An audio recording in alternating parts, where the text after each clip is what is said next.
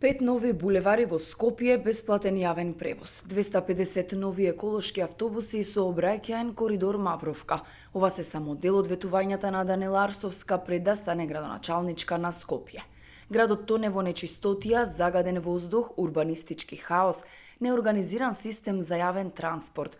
На Скопје му недостига систем, на Скопје му недостигаат брзи и ефикасни решенија. Ова го пишува во нејзината програма за време на кампањата во 2021 година.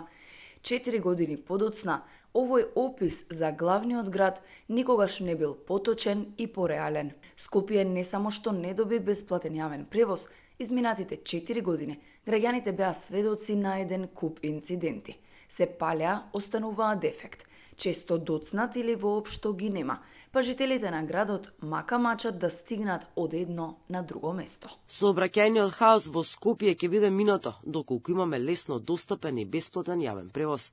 Предвидуваме целосно бесплатен квалитетен јавен градски автобуски превоз, што ќе се реализира етапно во период на прилагодување. Скопјани тогаш ќе имаат еколошка алтернатива на автомобилите и ќе знаат да го направат вистинскиот избор. Од ветувањето бесплатен јавен превоз, кој во Европа го има само во богатиот Луксембург, Скопје во еден период од мандатот на Арсовска доби со месеци блокирани клучни крстосници од приватните превозници, на кои одбиваше да им плати за нивната работа, а со тоа компаниите ги доведе пред банкрот.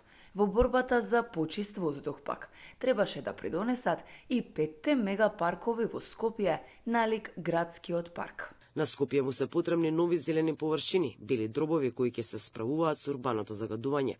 На 5 локации во градот кои веќе се определени во Газибаба, Чаир, Аеродром, Киселавода и Ѓорче Петров. Предвидуваме создавање паркови по примерот на градскиот парк. Парковите ќе бидат лесно достапни со дрвја и растенија, урбана опрема, спортски зони и пешачки патеки. Арсовска најави и чистење на дивите депонии во првите 82 дена од незиниот мандат, велики дека со решителност, со работа и непоколебливост ќе се избориме за тоа што е неопходно – чист воздух и животна средина.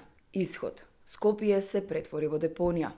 Преполни контейнери, ѓубре по улици, а вистинска реткост е да се видат цистерните за миење на булевари.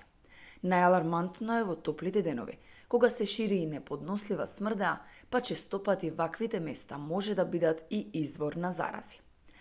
Градоначалничката најави отвореност и транспарентност, а многу често новинарите ги оставаше без одговори. Но се случи нешто неочекувано.